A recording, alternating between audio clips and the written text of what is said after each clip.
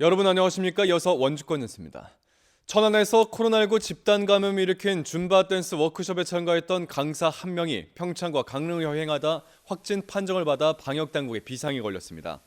평창군에 따르면 지난 4일 버스로 평창에 도착해 이틀 동안 머물렀던 28살 여성 확진자의 접촉자는 모두 10명으로 이 가운데 현재 9명이 격리됐고 1명은 소재 파악 중입니다.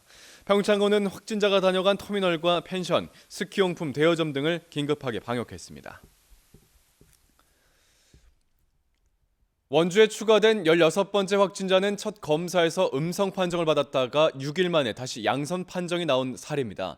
하지만 이미 자가격리 상태여서 지역사회로의 전파에 대한 가능성은 낮을 것으로 방역당국이 보고 있습니다. 보도에 조성식 기자입니다. 원주 지역 16번째 60대 여성 확진자는 9번째 확진자의 부인입니다. 지난 1일 남편과 함께 검사를 받았지만 당시에는 음성으로 확인됐습니다. 그런데 닷새가 지나 이 여성은 몸살 감기 증상을 호소해 다시 의료원을 찾았고 이튿날 코로나19 양성 판정을 받은 것입니다. 어느 정도 수준이 돼야 양성으로 판정이 되는데 그 수준 밑으로 있어서 판정이 안 됐다가 이제 좀 며칠 시간이 걸리면서 이제 바이러스가 있었기 때문에 몸에서 배양이 됐겠죠. 그래서 증상이 나타났고 16번째 확진자는 지난 1일부터 이미 자가격리 상태여서 이후에는 별다른 동선이 없을 것으로 방역당국은 보고 있습니다. 이처럼 확진자 가족을 포함해 현재 원주 지역 자가격리자는 185명. 원주시는 이들에게 생필품을 제공하며 하루 2번씩 건강 상태나 외출 여부를 전화로 확인하고 있습니다. 또 능동 감시 중인 16일 예배 참석자 가운데 음성이 나온 337명에 대해서는 이미 잠복기인 2주가 지났기 때문에 지역사회 전파 우려가 크지 않다는 것이 방역당국의 판단입니다. 2월 16일 태장동 학관 예배 참석자 345명을 포함해서요. 7천여 명에 달하는 그 신도와 교육생 이분들에 대해서 시청 직원 200여 명이 매일 전화로 1:1 모니터링을 하고 있고요.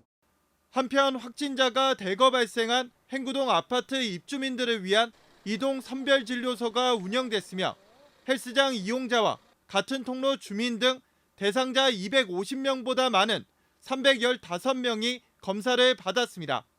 이들의 검사 결과가 나오는 이번 주 초가 지역사회 감염 국면의 최대 분수령이 될 전망입니다. MBC 뉴스 조성식입니다. 코로나19 위기 확산으로 마스크 부족 사태가 이어지자 원주시가 면 마스크 제작에 나섰습니다. 원주시는 소외계층에게 지속적으로 사용이 가능한 마스크를 공급하기 위해 도비와 시비 등 3억 원의 예산을 투입해 오늘부터 면 마스크, 일명 안녕 마스크 2만 4천 매를 제작하겠다고 밝혔습니다. 자원봉사자 100명을 모집해 제작에 들어가며 필터를 교체, 계속 사용한 형태로서 만들어집니다. 또 지역 내 의류 제조 기업의 마스크 주문 제작이 가능한지 여부를 검토하고 있는 것으로 알려졌습니다. 코로나19 극복을 위한 온정의 손길이 이어지고 있습니다. 강원도에 따르면 확진자가 가장 많은 원주시에 남북체육교류협회가 기부한 방역용 살균 소독제 300박스가 지원됐고 격리시설 등 최일선에 근무하는 의료진들에게 6년근 홍삼 농축액 500박스가 전달될 예정입니다. 또 자발적으로 건물 임대료를 인하해주는 착한 건물주 운동도 확산되고 있으며 횡성축협에서 고령의 조합원들에게 마스크 4,000매를 배부하고 밥상 공동체는 창립행사 예산으로 취약계층들에게 마스크와 라면을 전달할 예정입니다. 코로나19와 관련해 허위 정보를 퍼뜨려 지역사회 불안감을 조성하는 사례가 늘자 경찰이 단속에 나섰습니다.